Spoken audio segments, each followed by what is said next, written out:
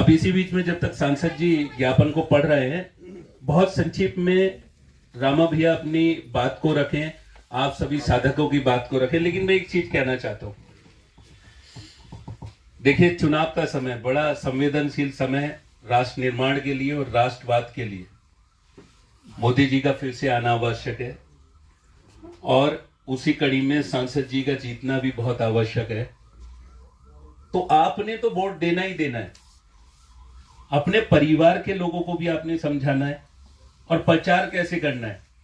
बस में, रेस्टोरों में, चौराहे पर, नाई की दुकान पर, प्रेस की दुकान पर, मेडिकल स्टोर पर, सब्जी की ठेली पर, जहां भी चार लोग मिले चर्चा कीजिए। पहले मोदी जी के विषय में बताइए और फिर उसके बाद में माननीय सांसद जी के विषय में बताइए और वोट देने के लिए अनुरोध कीजिए।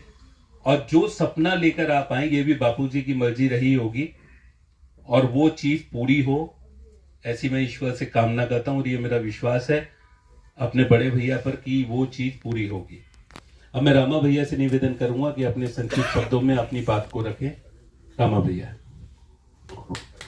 मेरी बात से सहमत है तो एक बार हरिओम का उद्घोष कर दीजिए।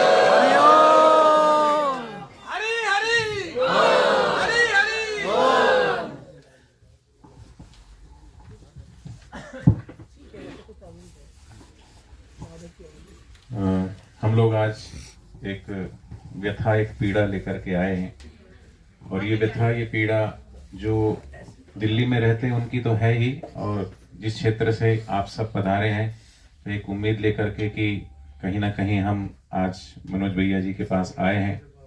और पूरे देश भर में जो करोड़ों करोड़ों साधक हैं और आज हिंदुत्ववादी सरकार है, अभी रामलला का जो है मंदिर में प्राण प्रतिष्ठा हुआ, हमारे रामलला आ गए। पर सब साधकों से एक ही प्रश्न पूछा जाता है हम जहां भी जाते हैं कि तुम्हारे बापूजी कब आएंगे बाहर, क्योंकि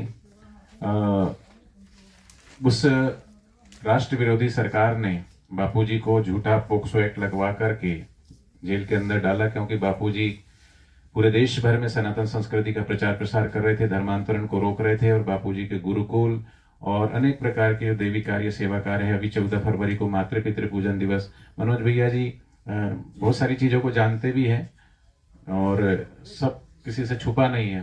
तो इन सभी देवी कार्य और सेवा कार्यों को, राष्ट्र उत्थान के जो कार्य उनको रोकने के लिए बापूजी को एक षड्यंत्र के तहत 2013 में, क्योंकि लड़की जो है वो उत्तर प्रदेश शाजापुर की और वो पढ़ने 2 साल पहले हमारे गुरुकुल में छिंदवाड़ा में मध्य प्रदेश में आती है और फिर वो 2013 में गुरुकुल से घर जाती है, घर से फिर उत्तर प्रदेश से फिर जाती है बापूजी जहाँ होते हैं जोधपुर, जोधपुर राजस्थान। वहाँ पर वो फिर 3 दिन बाद फिर घर से दिल्ली आती है। वहाँ बापूजी का सत्संग होता है दशहरा मैदान में, रामलीला मैदान में। वहाँ कमला नगर थाने में रात को 2:30 बजे, कमला मार्केट थाने में रात को 2:30 बजे 0 FIR करवाती है कि मेरे साथ जोधपुर में छेड़छाड़ हुई। 3 दिन बाद कोई भी समझ सकता है, कहीं भी किसी को भी कुछ भी हादसा होता है तो तुरंत पुलिस को फोन किया जाता है। चलो मान लिए जो वो घटना बताती है, उस समय बापूजी वहाँ, जैसे अभी यहाँ पे सब लोग बैठे, वहाँ कई सारे लोग बैठे थे, मंगनी का वहाँ कार्यक्रम चल रहा था और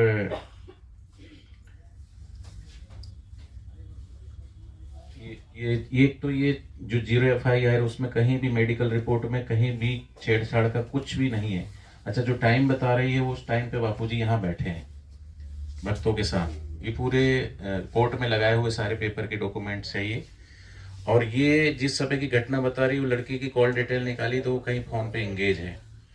और लड़की पहली बात तो नाबालिग नहीं है, लड़की बालिग है। उसके बालिग होने के 5 प्रमाण साक्ष्य हमने कोर्ट में रखे, पर सिर्फ कोर्ट में पोक्सो एक्ट के तहत बापूजी को आजीवन कारावास, और आजीवन कारावास नहीं, जब तक उनके प्राकृतिक श्वास हैं तब तक, अगर वो 150 साल जीते हैं, 100 साल जीते हैं, तब तक वो जेल से बाहर नहीं आ सकते। तो आज हम कोर्ट पे सम्मान रखते हैं और न्यायालय में चल रहा है। तो 11 वर्षों से हम शांत ही थे, लेकिन अभी 1.5 महीने से, क्योंकि कोरोना में जब जेल के अंदर भी कोरोना फैला तो वहाँ पर बापूजी भी उससे इफेक्ट हो गए।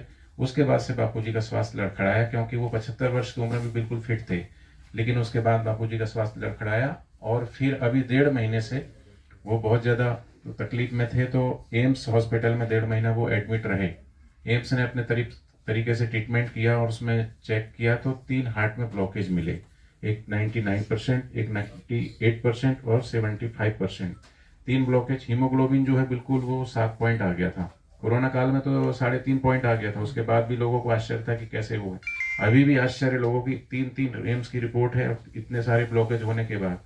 अब एम्स ने भी हाथ ऊंचा कर दिया। एम्स कहता है कि आप दिल्ली में जाइए, आगे का इलाज दिल्ली में। तो आगे का इलाज यही है कि हार्ट की बाईपास सर्जरी कराइए या स्टेंट डलवाइए। लेकिन बापूजी की उम्र इस समय 86 वर्ष है और इस उम्र में खुद एम्स कहता है कि जो है ऑपरेशन या इस तरीके से खतरे से खाली नहीं। तो बापूजी ने इच्छा जाहिर की कि हम इसका, और बापूजी हमेशा आयुर्वेद का समर्थन करते रहे कि मैं इसमें अपना इलाज आयुर्वेदिक तरीके से कराना चाहता हूँ। तो इन 11 वर्षों में एक दिन की भी हमको कभी पैरोल नहीं मिली, कभी कोई मोहलत नहीं मिली। आज सबके मन में विचार है कि दूसरे धर्म के, दूसरे बहुत सारे लोग, राजनीतिक पार्टी से भी, सब लोगों देश में छुपा नहीं है किसी से, मैं कोई नाम भी लेना नहीं चाहता हूँ, लेकिन वो छूट रहे हैं। कोई 3 महीने के लिए तो कोई 2 महीने के लिए, कोई 6 महीने के लिए आ रहे हैं, पर बापूजी को स्वास्थ्य के आधार पर एक दिन की भी पैरोल नहीं दी जा रही है। ये भेदभाव क्यों? आज सबके मन में ये है कि चलो उस विधर्मी सरकार ने तो बापूजी को फंसाया और झूठा एक्ट लगाया, क्योंकि बापूजी ने पप्पू कह दिया था, बापूजी ने कह दिया तो मैडम भारत छोड़ के जाना पड़ेगा और पप्पू कभी प्रधानमंत्री नहीं बनेगा। तो उसका परिणाम ये हुआ कि बापूजी को, लेकिन आज सबके मन में ये है कि हमारी हिंदुत्ववादी पार्टी है और बापूजी के 450 आश्रम, 1400 समितियां, 21,000 बाल संस्कार केंद्र, 20,000 युवा सेवा संघ, सैकड़ों गुरुकुल, वो राष्ट्र उत्थान देश उत्थान के कार्य में लगे हैं। और मोदी जी अनभिज्ञ नहीं है, अमित शाह जी भी अनभिज्ञ नहीं, गुजरात से बिलोंग करते। बापूजी भी कई बार बापूजी के आश्रम में दोनों महान विभूति गई हैं। तो आज हम सबको ये सुनने को मिलता है कि तुम्हारे बापूजी अंदर क्यों है, अब तो मोदी जी की सरकार है, बापूजी को बाहर आ जाना चाहिए। तो ये इतने दिनों से, 11 वर्षों से धैर्य में थे, लेकिन आप समझ सकते हैं कि जिनके पिता, हमारे तो माता पिता गुरु भगवान सब हैं, उनको इस कंडीशन में कभी भी कुछ भी हो सकता है, तो क्या उनका अधिकार नहीं है? बार बार उनको सेशन कोर्ट से हाई कोर्ट, हाई कोर्ट से सुप्रीम कोर्ट, सुप्रीम कोर्ट से फिर वापस हाई कोर्ट, तो उनको इलाज तक करने के लिए एक दिन की भी मोहलत नहीं दी जा रही, जो उनका संवैधानिक अधिकार है। तो इतना अन्याय क्यों हो रहा है? तो आज हम जगह जगह पर ये पीड़ा लेके, व्यथा लेकर के जा रहे हैं, उम्मीद की कहीं से किरण मिले उनको कि बापूजी को कम से कम इस कंडीशन में इलाज कराने के लिए कम से कम पैरोल मिलना चाहिए। तो अभी क्योंकि ऐसा नहीं है कि चुनाव आया है तो हम आए हैं, ऐसा नहीं है। हमारा तो हमेशा से बापूजी का पूरा, अभी आप ऑन रिकॉर्ड वीडियो सब देख सकते हैं, क्योंकि जगत गुरु शंकराचार्य जी को 2004 में फंसा दिया गया था कांग्रेस सरकार के द्वारा। तो बापूजी जंतर मंतर पर धरने पे बैठे थे, माननीय अटल बिहारी वाजपेयी जी भी थे, जॉर्ज फर्नांडिस जी भी थे और बौद्ध धर्म गुरु थे। और बापूजी ने आवाज प्रकट की तो कांग्रेस सरकार ने फंसाया था, तो बापूजी के आह्वान पर जगत गुरु शंकराचार्य जी को छोड़ना पड़ा। उसके बाद से अशोक सिंघल जी ने बोला कि मैं गया था और इस तरीके से आपको फंसाने की प्लानिंग चल रही है। तो बापूजी ने 2004 में बोल दिया था कि हमारी अब संस्था के ऊपर ऐसे ऐसे आरोप प्रत्यारोप लगेंगे, लेकिन मैं मिट जाऊंगा, लेकिन धर्म को मिटने नहीं दूंगा। उसका प्रत्यक्ष प्रमाण जो है, आज भी बापूजी खुद कितना कष्ट सह रहे हैं। इतने छोटे छोटे, अभी इन माताओं, इन बहनों की कितनी पीड़ा है, कितनी व्यथा है। छोटे छोटे बच्चे पूछते हैं कि बापूजी कब आएंगे। अभी मातृ पितृ पूजन दिवस हमने मनाया, तो पूरे देश भर में कम से कम 40 से 45 करोड़ बच्चे बच्ची बड़ों ने, सभी ने लाभान्वित हुए उस चीज से। तो इतने सारे देवी कार्य, सेवा कार्य हैं। तो कहीं ना कहीं ऊपर माननीय मोदी जी और शाह जी को भी कुछ गुजरात के लोगों ने बापूजी के खिलाफ कुछ बोला हुआ है। तो हम आपके माध्यम से, कि जब एक पार्टी दूसरी पार्टी के लिए भी कुछ कभी 19-20 कह देती, कोई बात हो जाती है, तो उसमें भी कहीं ना कहीं वो सोल्यूशन निकाला जाता है। तो इसमें भी अगर कहीं कुछ चीज ऐसी हो गई है, कोई है, तो उसका निवारण हो। और कम से कम हम सब, पूरे देश भर के जो करोड़ करोड़ साधक भाई बहन हैं, हमारे आश्रम में सब लोग हैं, हम सब आपके साथ थे ही और अभी भी हैं। लेकिन अभी बड़ी व्यथा है, अभी बड़ी चिंता है कि इस समय अगर बापूजी का इलाज सही तरीके से नहीं हुआ तो कुछ भी हो सकता है। तो फिर ये साधकों को फिर क्या हम कहेंगे और कैसे कहेंगे और किस प्रकार कहेंगे? कि अभी सबको उम्मीद है कि हम जिनको अपना चुन करके भेजते हैं प्रतिनिधि के रूप में, नहीं जी नहीं आए। एक बार आए थे 2016 में। अभी कौन से एम्स मिला है? एम्स में जोधपुर एम्स। बस इन्हीं बातों को लेके आपके पास आए हैं कि कहीं ना कहीं आपके माध्यम से ऊपर तक ये बात जाए कि अब बहुत हो गया और बापूजी आपके साथ हैं, तन से मन से धन से, और उनको रिहा किया जाए। जी धन्यवाद। बहुत ही संक्षिप्त